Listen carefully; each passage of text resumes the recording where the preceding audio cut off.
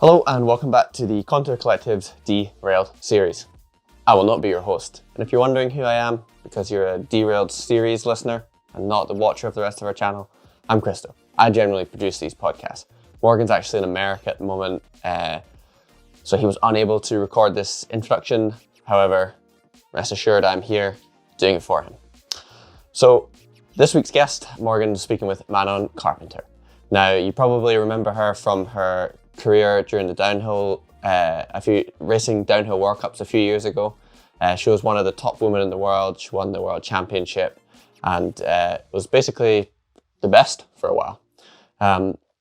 So she retired a few years ago though, and Morgan and Manon talk about what she's been up to since then.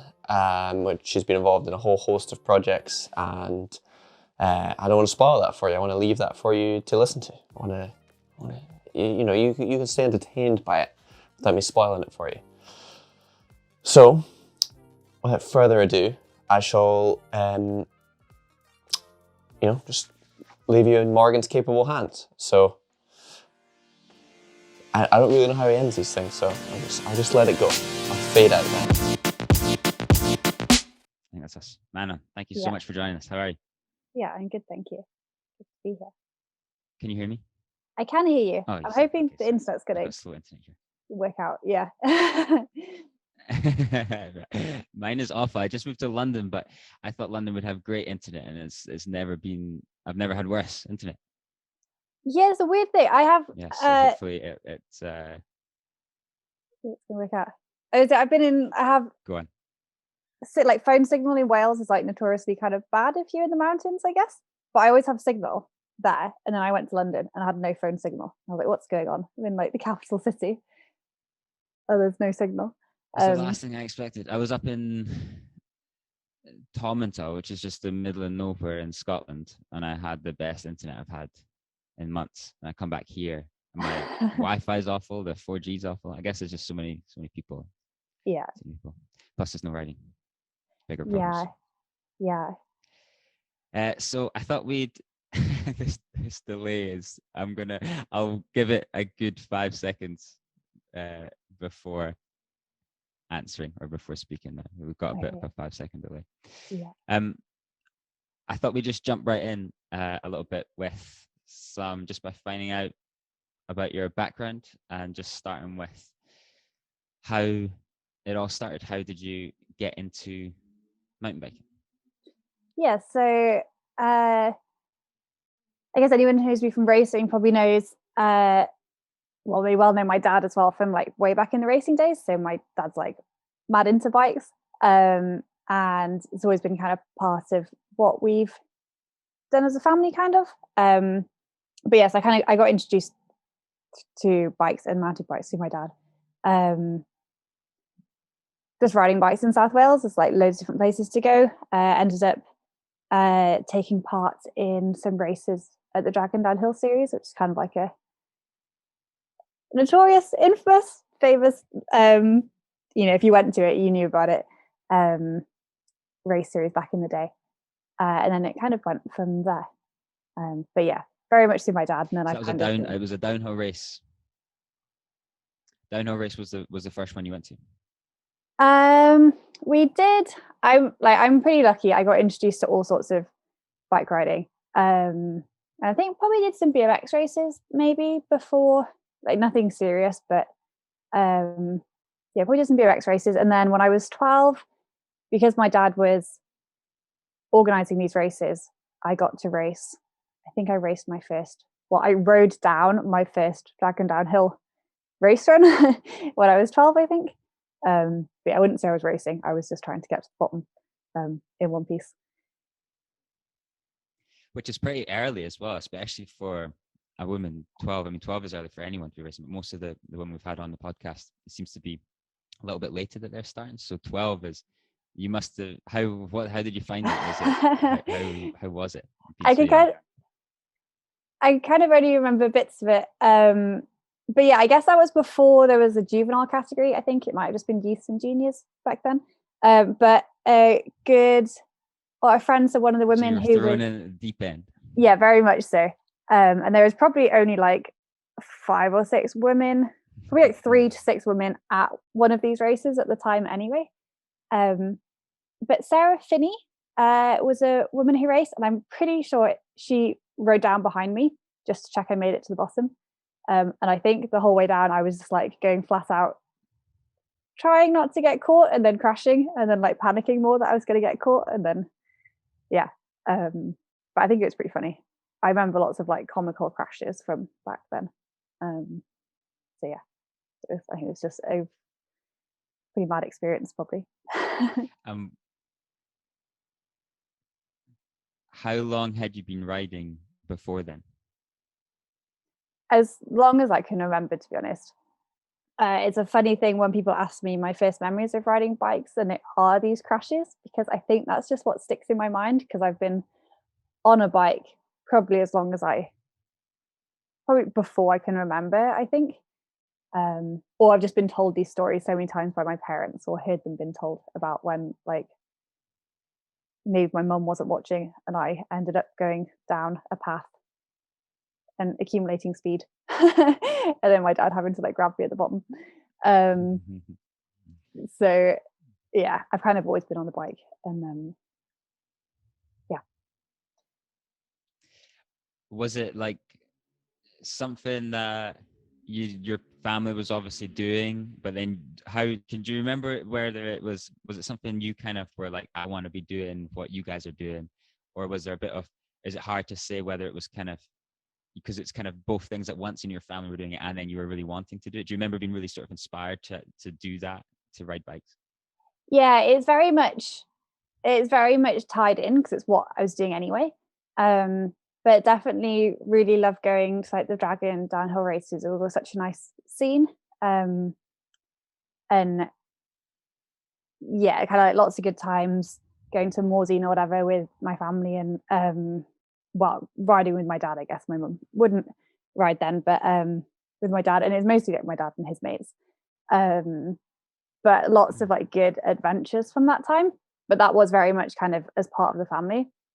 And I think when I started being able to drive, which was like a bit longer on, well, that's when I got a lot more independent, I guess, because I could take myself and go riding where I wanted. And that was like really like me just going and doing what I wanted, and like, you know, kind of becoming more independent in that way.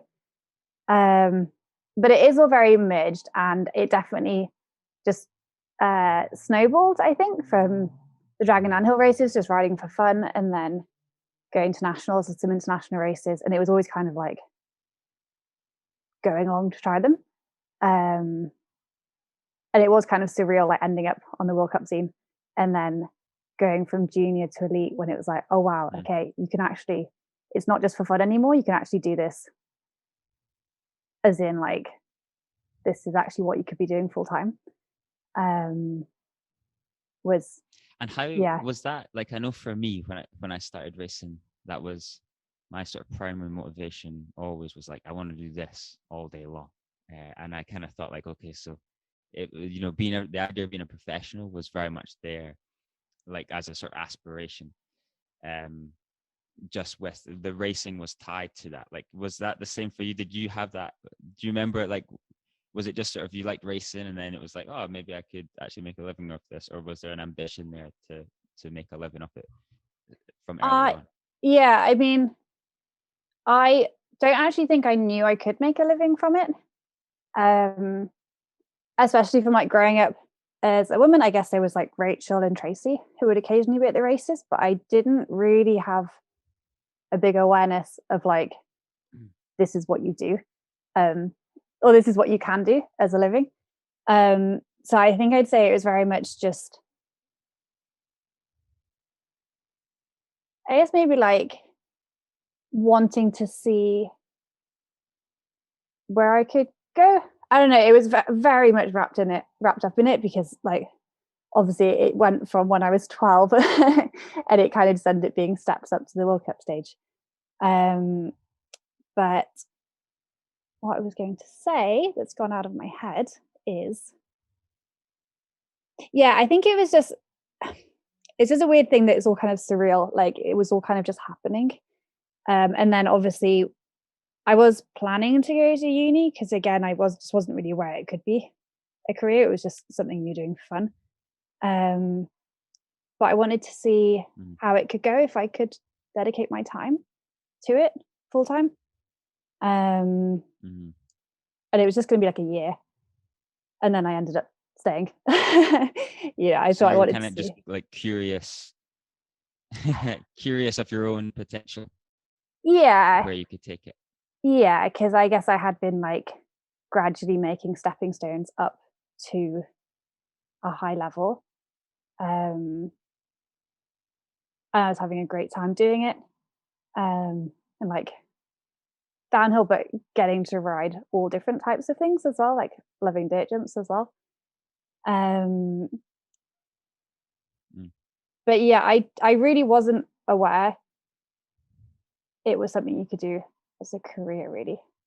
I don't know why that's such a funny thing. I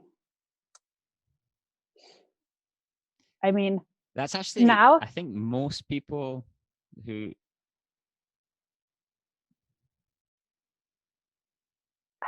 I was going to say most people who we speak to, that does seem to be the goal. You go first. No, go on, you go.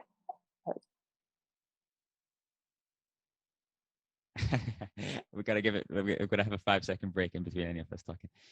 That does seem to be the most people say who we've spoken to, most professionals. It seems to be they start racing, and then it's like at some point they kind of think, oh, like I could actually make a career of this, which is always kind of I struggle to relate to. I know because when I was racing, it was like I knew the reason I was myself all the time when you're just young and you're small, and it was a really hard thing to do. And so like this sort of carrot at the end of that for me was I started to really enjoy the racing as I grew up and got more used to it. But at the beginning, like a downhill race was really, really scary. It was just a scary place to be. It was really threatening and stuff. And I know like a motivation was just like, I want to just ride my bike. That's what I want to do during the day. So I'm going to try and suffer through this and try and be as good as I can to have, the freedom to ride my bike every day. Whereas everyone else, it seems to be like, it was just the people who are much better now and actually made it. It seems to be they're kind of just like loved racing, and then, and then they realized that they could actually make a living out of it at some point. Yeah, it's kind of funny. I've still not fully figured out exactly what like motivates me to do the things I kind of go on to do. I think a lot of it is kind of like this experience thing. Like what a cool experience to be able to race at that level. And it was what I was doing at the time, and yeah, gave it this year after juniors before I thought I was going to go on and go to uni, and then didn't really know what I was going to do after that either. But yeah, you do a year at the World Cup Series and definitely got like the bug, I guess, and really had like a fire to see what, where I could go with it. And having a great time. At that time it was all just like exciting and yeah, having good times in the off season and then putting everything into training season, and then at the races. It was very much a whirlwind, I think, for me in that regard. And so looking back now then, on your race career, I'll go on in a couple of questions to talk to you about what that transition was like and why it was you decided to stop racing. But just to talk about your racing career for now, what were some of the highlights for you? Highlights. I was trying to think of anything other than the obvious, but winning World Champs like 2014 was. You can say the obvious ones. Very much a highlight for me. But like the first, I'm trying to think now. Probably, I reckon the first time, my first elite podium was definitely exciting as hell. Which was my first race in elite, and I got second. And Tracy, it was in South Africa, and Tracy Hannah won, and it was her like comeback year, I think, as well. and it was quite a close margin. And like that was like a super surreal experience. Like I think there's probably just lots of surreal experiences where it's like, oh, like I'm stood on a podium with these elite riders at a World Cup, which was surreal just coming out of juniors for me. So that's probably quite a cool highlight. Yeah, and yeah, winning world champs. I've really always been really proud of that run, and I like looking back on that. It was a good time. That was in Norway, 2014. Yeah. After, again, I'm going to use the word surreal. I don't know. Bryceland. Go on. Sorry, I'm going to keep having things to say. I'll just restrain any small comments I have. Yeah, so Hafjell, I'll just talk a bit and then you can ask your question. Yeah, Hafjell, really cool racetrack. And yeah, Bryceland and I both won the World Cup overall. And I think, as I was about to say then, I'm going to use the word surreal a lot because I think for both of us, it was a pretty surreal experience being like, wait, what? We're leading the overall. And then, yeah, he very much nearly won world champs as well, which was, yeah, I don't know, pretty harsh way to go out for him, I guess, at the end of that year.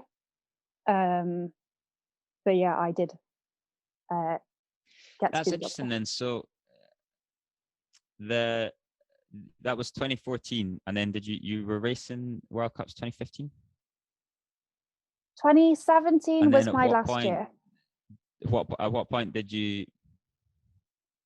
Okay, right. So you did race for a few years then, still after that World Champs win.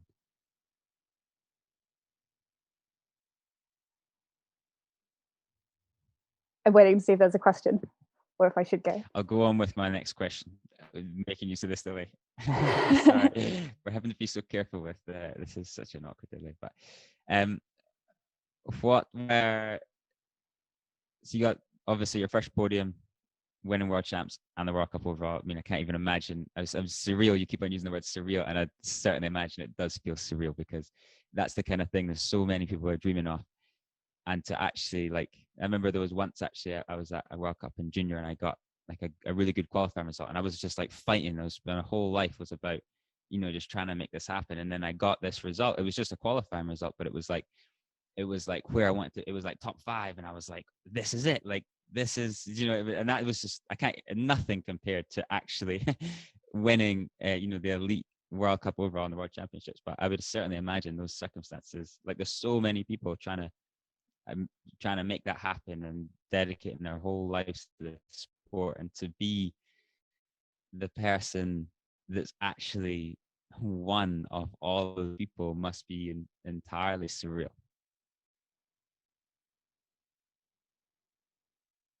Yeah, and I think definitely the first time I stood on the top of a World Cup podium, it was like, what's going on?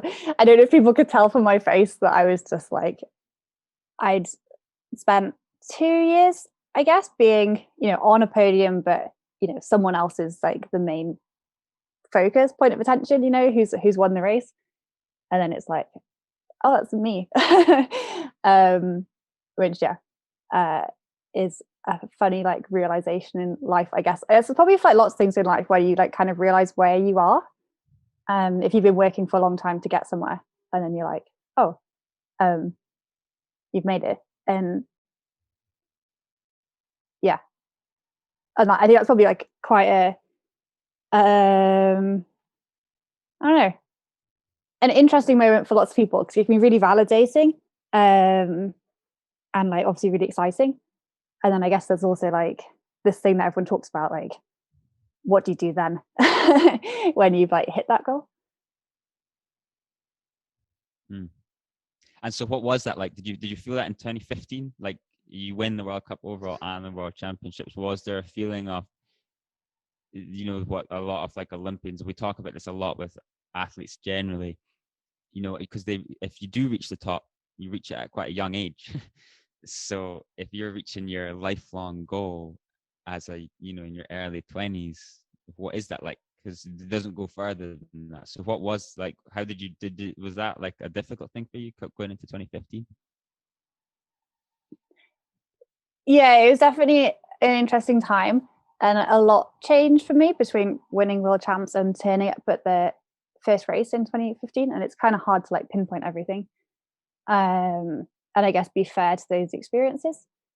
But I kind of won world champs, and as I say, super exciting time. But it all got quite serious from then on, kind of like going into discussing like winter training and like what we're going to do into the off season. I kind of wanted to make sure I was keeping it fun, but I kind of had a response of actually we need to work even harder. And I think probably looking back on it, like I was putting everything I had. I definitely put everything I had into those years. And maybe like this idea of like, oh, I've got to put even more in. And I did a lot that winter with kind of all the media that comes with, you know, having a year like that, and also trying to train like even harder. And I definitely like I burnt out in like the January. I tweaked my arm in the gym. Had a metal plate in my humerus from a crash in 2010, and I tweaked it, and it wasn't right until I had that plate taken out end of 2016. And I think quite a few of those different things, like I wasn't feeling strong and confident. I was probably feeling quite fragile going into 2015, which was a hard place to be in when you're wearing the world champ stripes and like you're the one who won everything the year before, or like won, you know, at least won the overall. So I had a pretty tough start to 2015, and I did, like looking back on it, I turned it around really well considering for the end of the year, and I got like silver at world champs.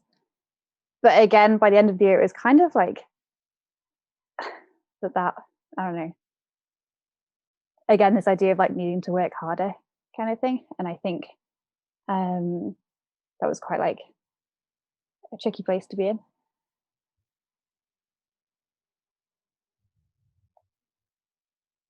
Yeah, it's really interesting actually. I'm excited to talk to you because on a lower level, I had a very similar. Well, in the sense that I kind of did a similar thing to you, in that I got very obsessive and dedicated towards racing and was just trying to get to a level where I could get on a team or whatever. And then had this slow kind of, I burnt out myself with that exact same mentality. So there was like a year, 2013, I had some good results in the juniors, but just like every now and then it was like that next year I left, like I had this like sacrifice more kind of mentality, to the point where I sacrificed everything that was making life good and fun, and was just left with this sort of very intense, just weird. I look back on it not fondly, even though what I was doing was traveling around with my friends doing what I love to do, but I don't look back on those years particularly fondly because they were very intense, and also I didn't do very well. You know, I wasn't doing what I felt like I could do, and it was like compounding because it was like, you know, you're not doing that as well as you hope. So you're like, okay, I need to sacrifice more. I need to work even harder, and it's really hard to get out of that place. Like, so what were those years? You obviously had 3 years after winning world champs, winning the overall. What were those 3 years like? And was it a sort of gradual build up to being like, okay, I need to make a change, or like, you know, what was that like? Yeah. I mean, to be fair, looking back on it, I think that they were, to be honest, relatively successful years in like a racing career. And it wasn't made, from me and probably externally, it didn't really feel like that. And I've kind of come to think that I wish I had given myself more time and space. And I think that's important for other athletes as well. I've heard a few stories, you know, if you're not doing as well as you'd like to be, you can get kind of demoralized. And I think when you have, because I had some crashes in that time as well, and you do sometimes just need space to build confidence again, or find the fun again, or whatever it is you need to do. I think I kind of would have liked someone to give me, or for me to have let myself have that perspective, because it's not like they weren't successful years of racing, but I think I was kind of expecting more from myself, and maybe not giving myself the credit that I could have given myself. If you're standing on a podium in the top 5, like, looking at the races right now, like, that's a really good place to be. And I think it's go on. I was going to say, so there's all of that. I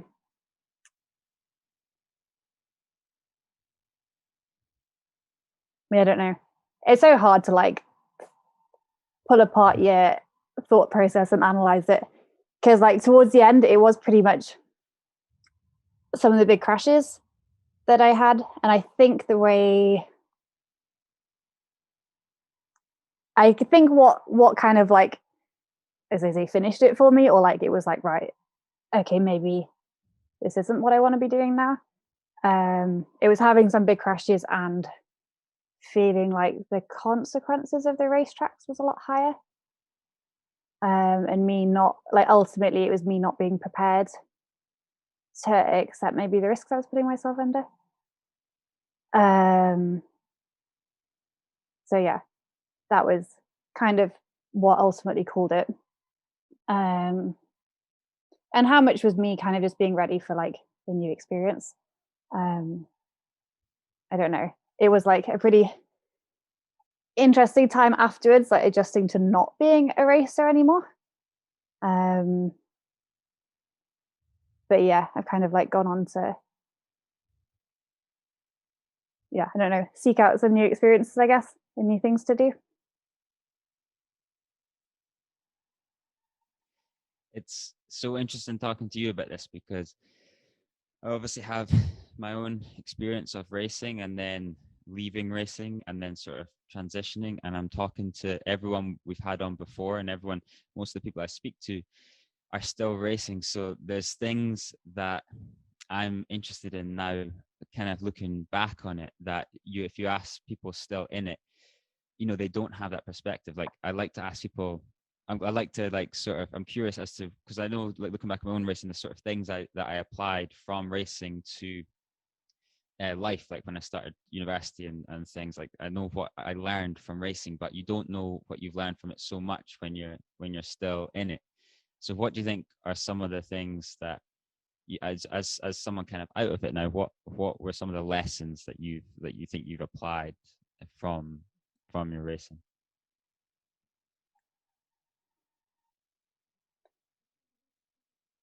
I think I wonder if I've ever actually sat down and thought about this.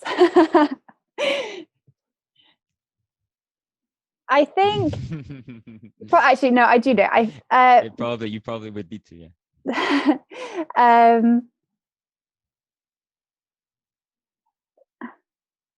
Maybe I don't know. I guess if you're in like a stressful situation, I mean, it's not to say I don't get nervous, because I definitely do if I have to stand up and talk in front of people or something. But maybe this like controlling those feelings, and not that I think I do it completely, but I guess maybe being able to manage in stressful situations more than perhaps I might have done anyway. I don't really know. There's kind of lots of just life, just living that kind of lifestyle is, something not everyone gets to do. Pretty hard to nail down into. I'm not very good at thinking on my feet about things like this. I think I think that was pretty much the thing for me, was just dealing with fear and realizing that, like I said, starting racing, it was really scary, and like the World Cup, like it's scary, especially downhill racing. So I think that was the main thing for me as well, was just doing things that are scary and like sort of accepting it, I suppose. How difficult, you mentioned this, and I'm especially interested in this. We've talked about it. We had a sports psychologist on the podcast a few weeks ago, and I was kind of talking to him. He works with swimmers, and he helps them. He wrote a PhD roughly on depression in sport and athletes and things, and then he works with swimmers, and it was especially about how. So now he works with athletes and helping them transition out of sport. And I know my own experience, it was only 5 years of sort of intensely doing this thing. And then it was like I chose to leave. I just wasn't interested anymore. But I was very surprised at how difficult it was for myself. What was that like for you? Like not racing World Cups anymore and doing other things? Yeah, it was pretty scary to like do the stepping away. And then I was lucky in a way that you probably have heard this from the sports psychologist, that you kind of need to have something to do afterwards. And I was kind of pretty lucky in that I was already enrolled in university. I was going into my second year studying.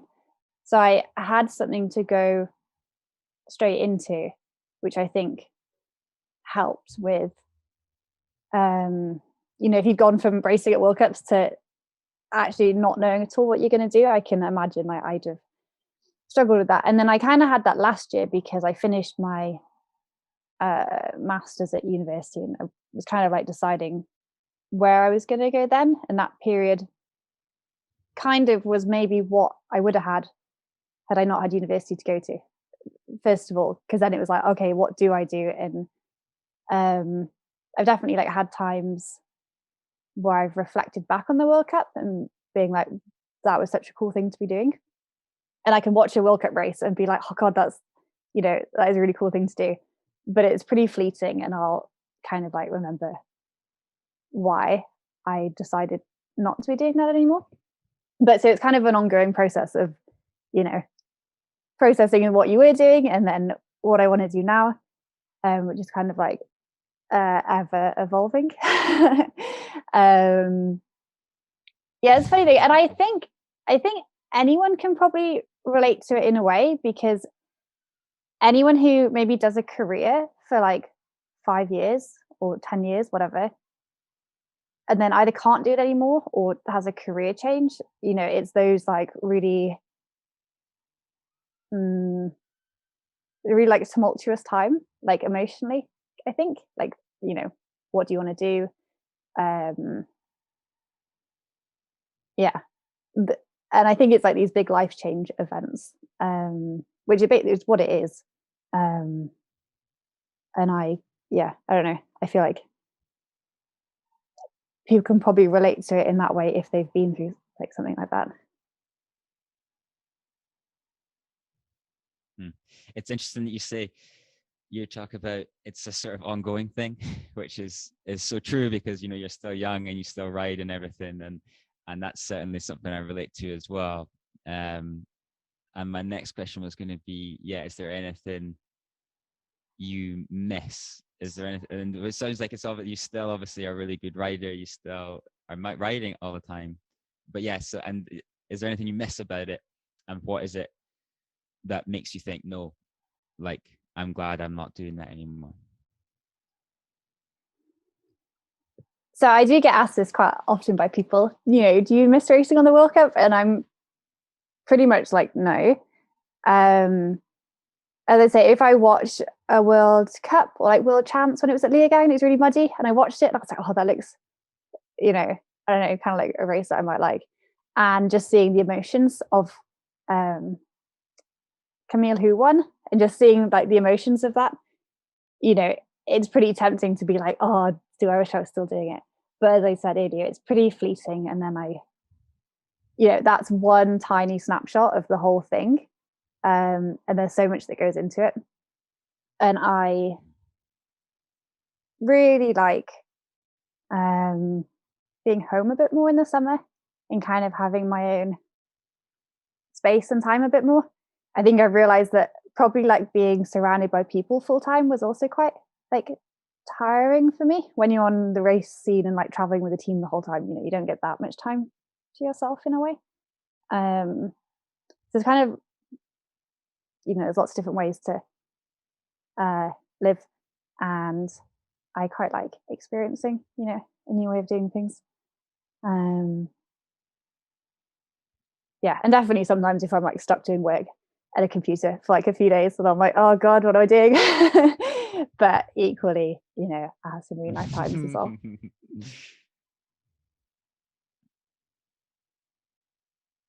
So what is it you're doing now? So right now I am doing a part-time PhD in geology because I love being a student. And mixing that with, I just say mixing it with bike work. Like I have no idea how I define this, but all through my undergrad, I managed to kind of still be an ambassador and work on some film projects, and it was through my undergrad, it was mostly like fun trips I was doing, and kind of just enjoying making some small films. And yeah, just going on fun trips and making something from that. And then this year I've kind of evolved. That's all kind of got me to where I am this year a little bit. And I've been working on a documentary that I'm sure Chris has told you about, looking at trails in the UK. So I'm kind of part-time PhD and then part-time mountain bike ambassador work and making some films. And yeah, kind of just, I don't really know how I define it, but that's what I'm doing. Can you talk much about the film you're making? Yeah, so we are, I need to come up with like a really good way to summarize it in a few sentences, but we've made a half-hour documentary on mountain bike trails in the UK, and that's, these hand-built, they get called all sorts of things, are hand-built like wild unauthorized, informal trails that so much of mountain biking is based on in the UK. And in South Wales, we definitely have, these networks of trails everywhere, and it's amazing. And it's what everyone rides. And we've also looked at access a little bit. And we've wanted to, we're kind of aware that there's different ways that, like in the UK, obviously we have like Scotland, England, Wales, Northern Ireland, and we've kind of stuck to mainland Britain, mostly because of COVID. But there's different ways that these trails are getting looked at. So Scotland seems to be like way ahead in the way it kind of is working with these trails. I don't think, how do I step back? We kind of wanted to look at like why it's so great that we have these trails, but also what some of the issues are. And these issues, like not everyone's always aware of it. But me growing up in South Wales, I've seen so many trails getting destroyed over the years or like removed. And there's lots of felling going on at the moment. And there's, been lots of petitions like save the trails from felling, which probably would be, it'd be nice if they didn't get completely buried when felling takes place. But there's kind of seems to be there's lots of groups now that are kind of working with or talking to Natural Resources Wales, which is kind of the Forestry Commission in Wales. And there's dialogue going on about maybe where these trails might be going and how they might look in the future. And hopefully they have a really secure, legitimate place in the places where we ride and live, because they're such an amazing facility to have. So yeah, I'm rambling on a bit, but so we wanted to look, we've talked to riding groups around the UK. So in South Wales, in with Risker Riders and Barry Sidings. I know you'll probably know Barry Sidings, Ride Sheffield in the Tweed Valley. And we've also talked to the government agencies that manage the woods that a lot of these trails are in, to try and understand what's going on, where trails might go, and what challenges there might be that we can work with going forward.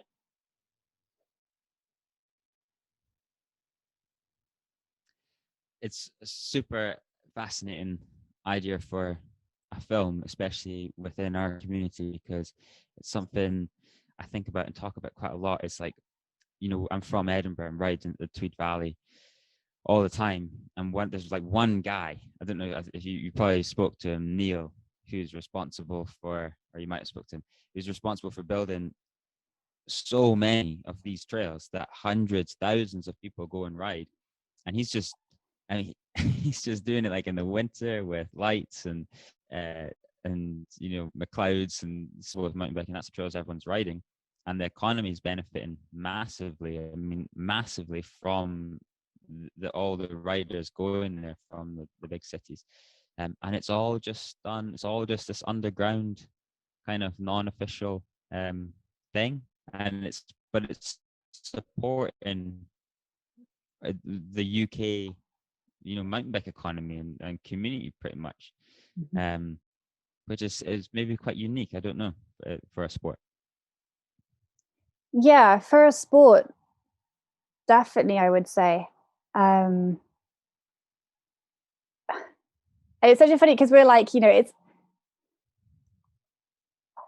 I guess it's a kind of question of where do we want mountain biking to go? Because if you think of any like mainstream sports, they obviously have like, well, they have clubs, which mountain biking has clubs, but clubs don't really have their own facilities in a way. So Risker Riders that we've spoken to is hopefully going to be one of the first places in Wales to work officially with Natural Resources Wales to maintain and look after their own trails. So they've, created these trails. They use them all the time. They're not formal at the moment, so it's a bit tricky for them to. You can't really take like guided rides, or if you want to take kids out, it's quite difficult to do it insurance-wise, for example, on trails that are informal. And they, really want the trails to be secure and stay there into the future. So they are putting a lot of work in liaising with like Natural Resources Wales, and it's going, it looks really positive. And they are a Welsh cycling affiliated club, and that has quite a few benefits for them, I think. But they're also kind of a bit of an anomaly. They're probably the furthest on with this in Wales that I know of. North Wales might have its own kind of unique areas like that, but kind of the hope is that it would be really cool if all these facilities that people use and ride from their homes, and it's what they spend their weekends on, could get some kind of formal legitimate standing, and people can know that they're going to be there for years to come.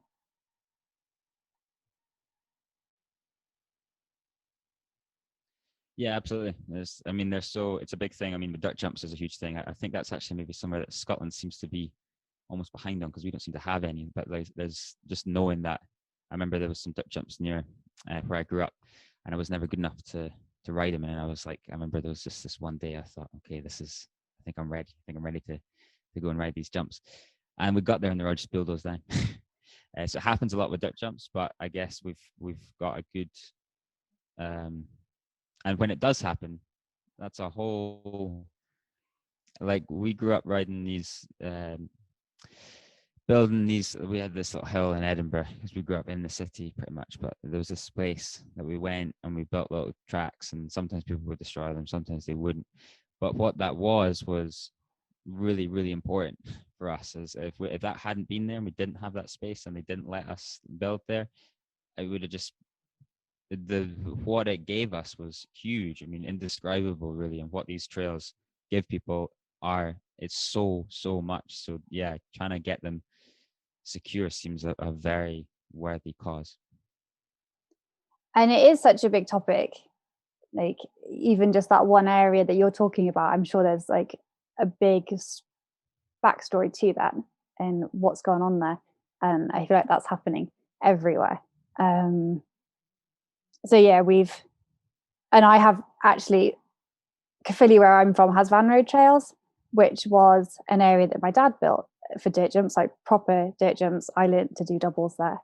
In a really important place, and it got destroyed because it wasn't, supposed to be there. It was all, he'd just gone and dug somewhere in the woods. But now it's actually been put back as a proper facility, and it's an amazing place. And it's really cool that people can go and use it as like a open access. Kids get the train there and ride like whatever bikes they've got there. And it's a super cool place to have. And it would be, I don't know, it'd be cool to have lots of places like that and not have to go through the process of, losing something that the person has spent years building to get there.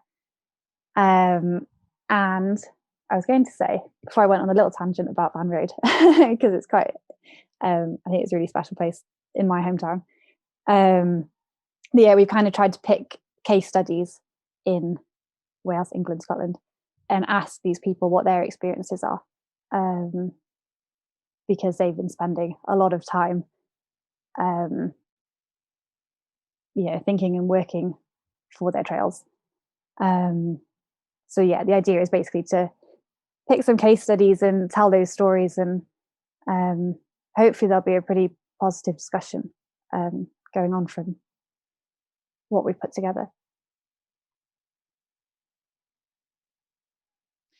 It sounds really, really interesting. When does it release? So it's going to be the 16th of December, and I don't know if this talk is probably going to be out after it gets released, I think. What's that, a week and a half? Something like that. Nervous and excited for it to go out, and I hope that I hope it is seen as like a positive discussion, and that I guess people relate to it or take something from it. Yes, we'll find out in a few weeks what people think. I think it sounds really. I'm looking forward to watching it because it does. It's a big thing in our sport. It's not really been something that people have explored, and it's a great idea for making a film about it and finding out what's going on with that side of a very important side of our sport. I wanted to talk to you briefly as well about women in mountain biking. I know you're not the spokesperson for all women, but you do have you've been in the sport for a very long time, and you'll have seen, I'd imagine, a fairly long time. You'll have seen quite a shift in the time that since you first started racing. So I wondered what your take was on that. I was actually the other day. We had this woman, Anila McKenna, and I'm trying to write an article. And I was trying to do some bit of research. And it's actually quite hard to find. Like, there's not that many people looking at the sort of data on how many more women are riding, but it seems like there is a lot more. So I wondered, what's your take on that? Is that something you're noticing? There's more women out on the trails? Yeah, very much so. Like, from when what am I? 28. Like, I guess 25 years that I've been riding a bike. Since I've been aware of it, there are a lot more women riding now. I remember the first time I went snowboarding was when I was 18. And I was like, wow, like there was so many women on the slopes as well as guys. And I'd, until that point, basically been in a sport where pretty much everyone else, like on a uplift day, at a race, there'd be a few more women, but it probably was like 5 to 10 women out of 300. Guess that would be something on Roots and Rain to see the percentage of women to men at a race. I'm sure someone's. I was looking actually at your Roots and Rain just then, and then it's a remarkably dominant. It's a pretty flat, a lot of FTCs on there. But then I was looking at your first races, and it was I think in youth certainly there was like, it was usually like 1 and 1, and then obviously it started to change once you get to junior and the more senior levels. But it looked like you were the only person in your category, certainly, and probably one of, as you said at the start of this conversation, one of just a few women racing, even at like the British races and stuff when you first started. Yeah, for sure. And at World Cups, they didn't have a junior category when I was racing as a junior. And now, like, there's a pretty healthy, I say pretty healthy, you know, there's a lot more of a women's junior category now, and on the national circuit as well. So it's definitely going in the right direction, which is obviously really cool. There's also obviously a very long way to go. But I guess with all sorts of things like that, you kind of just, it never moves fast enough for what people want. But it is also encouraging that it is going in the right way.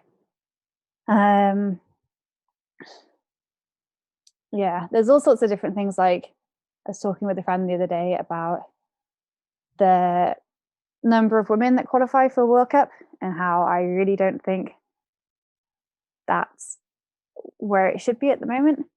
And I'm not close enough to the race scene now to know like how well people are being supported, but I'm pretty sure there's definitely space for more support. And yeah, I mean, I guess the goal is to eventually be somewhere where it's completely equal. But yeah, we've come a long way, but there's a long way to go as well. Absolutely, yeah. It's interesting. So the thing that I was looking at, Anila works on diversity, or partly she also does a lot of things trying to encourage more women into the sport. And she's trying to make the sport more diverse as well. And it's always, I remember when I first was racing, you know, they introduced equal prize money between men and women. And obviously from a purely you know, competitive point of view, the women's field certainly at the time wasn't as competitive in terms of like, you know, if the top 10 are getting prize money and there's, you know, 13 or 14 racing, whatever it was. But it's obviously one of the things maybe that has actually, as far as encouraging people into the sport, has been quite effective. And a lot of, yeah, what do you think have been some of the successes? Like, what's led to there being more women in mountain biking now compared, and it's even 5 years ago, it seems like there's a lot more. So what have been the successes in your mind? Like, what's helped? I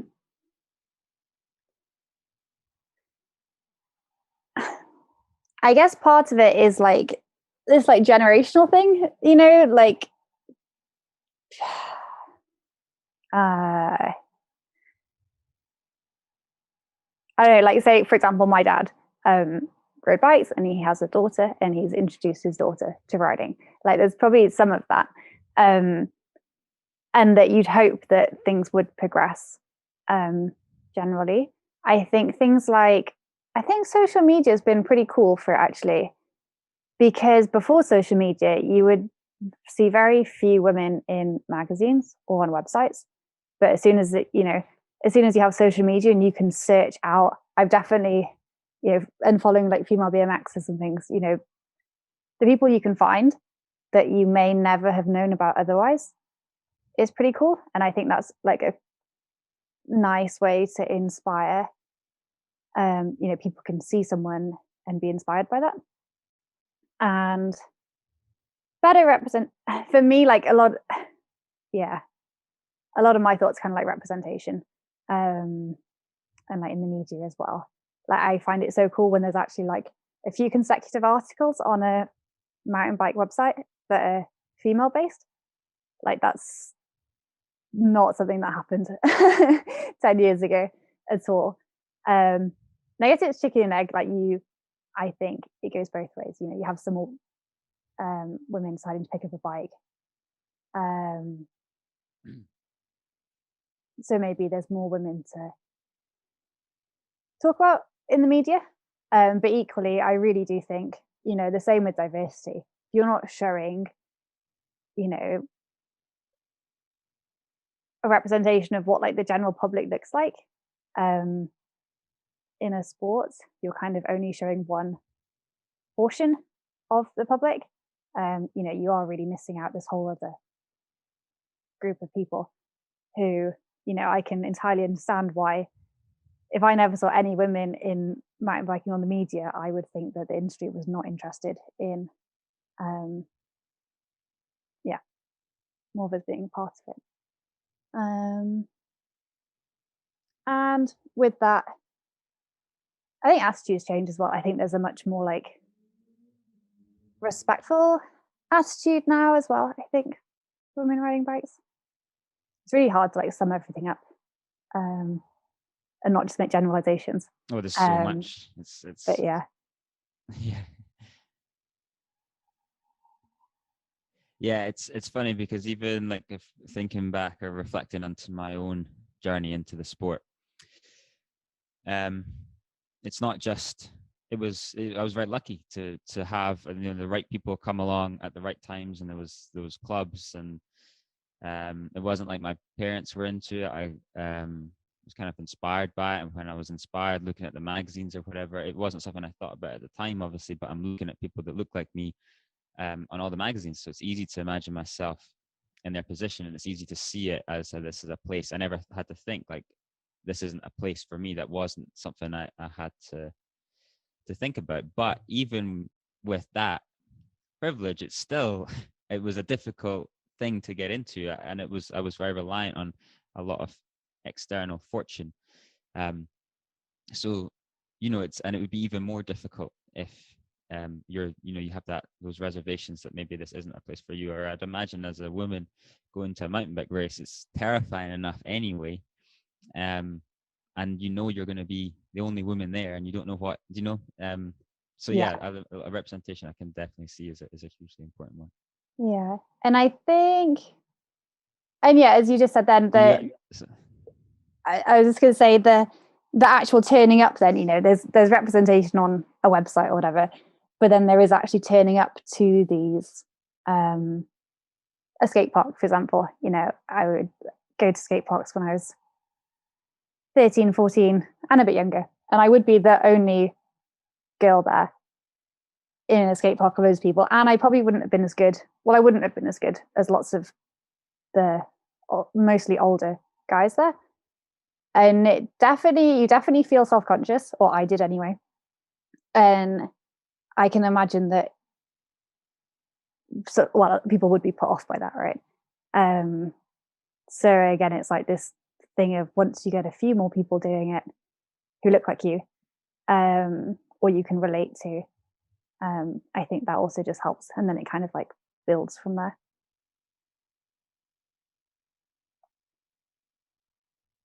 I can only imagine how intimidating a skate park would have been, because I got skateboard a few years ago, and those skate parks are scary places. As a mid-20s adult male, there needs to be more representation of very bad adult skateboarders at skate parks. That might encourage me to go there. Is that something that inspires you? Like, you will have inspired, I'm sure, many young girls, young women into the sport by showing them that it's a place, you know, for them.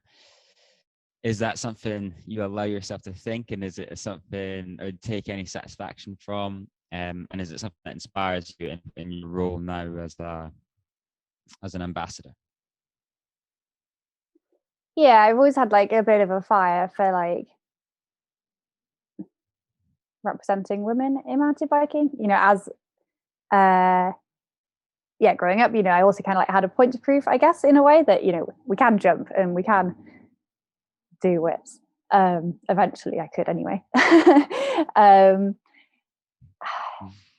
And it is really cool to see where it is now. I think in my early years of racing, I did like a couple of, you know, it was just fun to make some edits and things of riding, but there really weren't many out there at all of women riding, and like seeing where it is now is really cool. like it's definitely like the free ride side of things as well is like absolutely taking off, which is super cool to see. And where I am now, like I feel like I'm in a different space now. Like I'm not trying to be super gnarly. I kind of backed off a little bit from that for the time being, at least. I broke my collarbone 2018, and it was quite bad. It didn't heal for like 6 months, and I think that kind of sent me on like a slightly mellower path for the time being. But even now, like when I'm doing projects, I'm really lucky to have the opportunity to make some media projects myself, or tell some stories myself. And I'm really keen to champion women riding or different types of people riding. And it is something I think everyone should think about when they're making something. Are you being representative? Are you have you not thought about someone who could actually be in, and you've kind of have them discussions about this, like what's your typical mountain biker? And like I really think there isn't one. And what you see in the media, at least like definitely 10 years ago, 5 years ago, it's kind of a specific person who you see a lot of, kind of like, I guess, a guy shredding on a bike. But even like just your general mountain biker, like there's just so many people, I think, who, you don't really see in the media, but those are the people who make up a large part of the mountain biking population. And that's guys as well. And I quite like this idea of everyone being kind of celebrated for riding a bike, even if you're not the gnarliest. Like it's just really cool that people are out there enjoying themselves. And I'm quite keen on that side of things at the moment. And a little bit coming back to the film we've done, like the people working behind the scenes for trails are like some of the most inspiring people I've spoken to. And like I talk about passion that you get at a World Cup if you've just won a race or seen your friend win a race. But this year, like interviewing and going to talk to these people who work on the trails, it's a slightly different kind of passion, but like there's a really strong like feeling of passion there as well. And that's been super cool. And these people who you might not normally see in the media, but they do so much for their trails and the sport in their areas.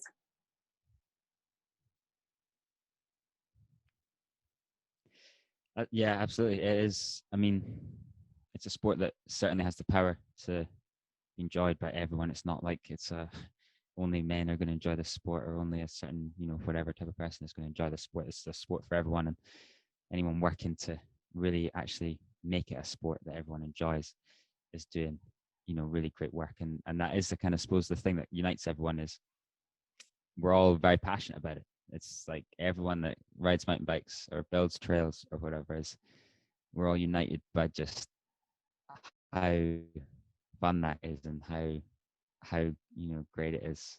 That it's such a amazing blessing. Like I've been in London the last couple of months, not been able to ride as much, and it's been quite sort of challenging because you realize, like, if you're during the week, like a ride with your friends at the weekend sustains you through the week and through life's challenges, and it's more than just this thrill, gnarly shred kind of thing. It's like it's much deeper than that. And I suppose that's the message that we want to try and communicate to people.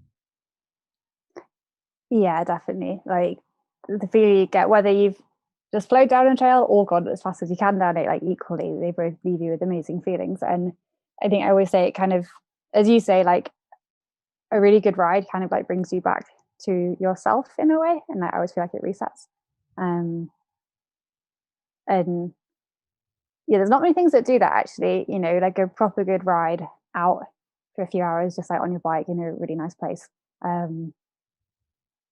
I think it's quite hard to replicate that in another way. Like if I go for a walk in the woods or walk in a really nice place, it's cool, but there'll have been bits where I was like, oh, I could have my bike here. So yeah, it is a cool thing to do. Absolutely. So I've just got a couple sort of concluding questions for you. The first is kind of an interesting one. What advice would you give to your younger self? You can pick an age, whatever you think would be the most sort of interesting.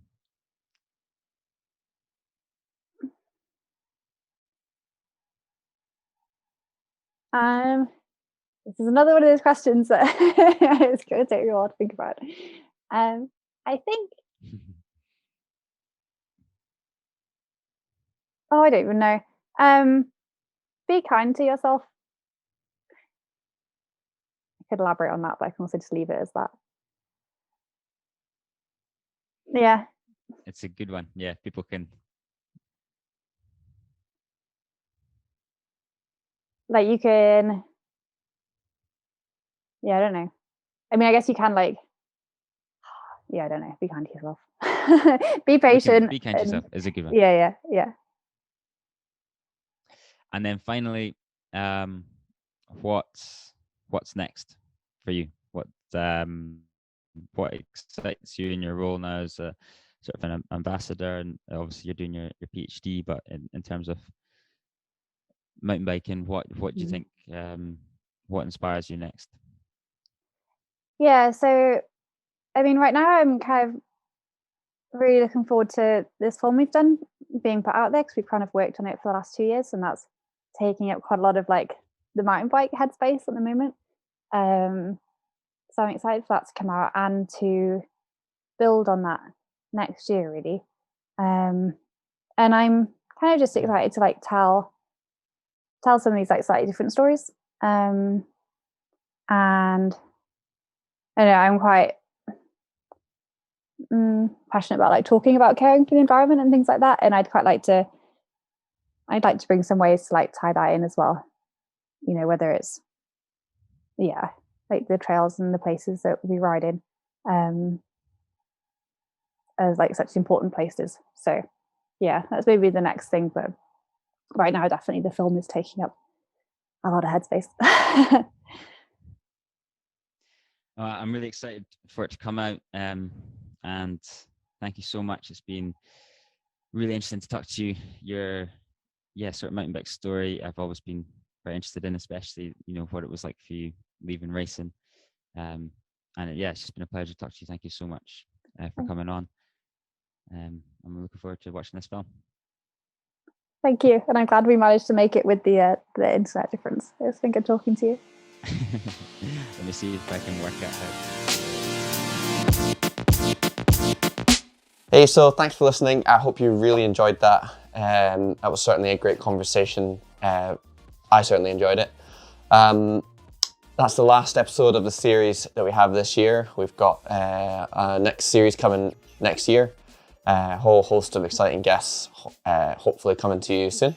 We also have this calendar that we've made printed, which is just our thing, a little thing we put together at the end of this year. If you wanted to get hold of one, they're just £12, and you can just send us a direct message on Instagram or contact us through the website. We don't have a web store or anything set up, so sorry, it's a bit harder to buy one, but there's only like 20 of them available, so get your hands on one if you want one. And thanks for taking the time to listen to us this year. It's been really appreciated. I hope you've enjoyed all the episodes. If you've missed any, you can just find the channel, the playlist on our channel of all the T-Railed series, or you can listen to them on your favorite podcasting platform.